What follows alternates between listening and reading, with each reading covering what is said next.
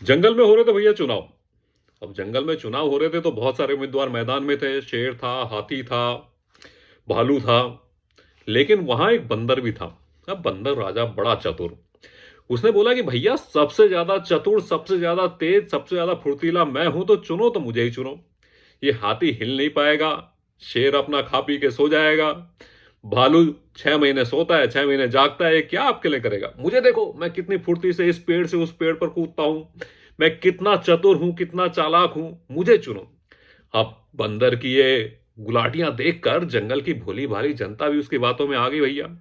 उन्होंने कहा कि भाई ये बंदर तो सच में बड़ा गुलाटीबाज है, ये ही सब कुछ करेगा, इस पेड़ से उस पेड़ तक कितनी चतुराई से, कितनी तेजी से कूदता है, कितनी गुलाटियां मारता है।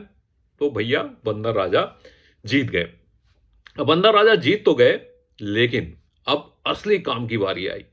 लोगों ने कहा कि भैया पानी नहीं आ रहा। बंदर एक पेड़ से कूदा, दूसरे पेड़ में कूदा, खूब गुलाटियां मारी, पानी नहीं आया। पर बंदर के गुलाटी मारने में कोई कमी नहीं थी।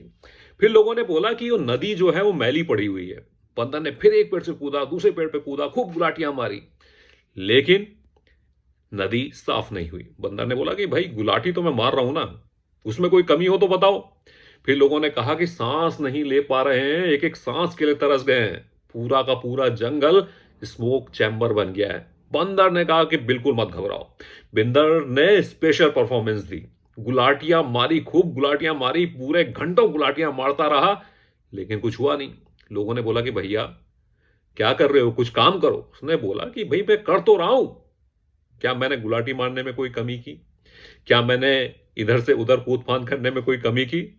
अब मैं यही कर रहा हूं।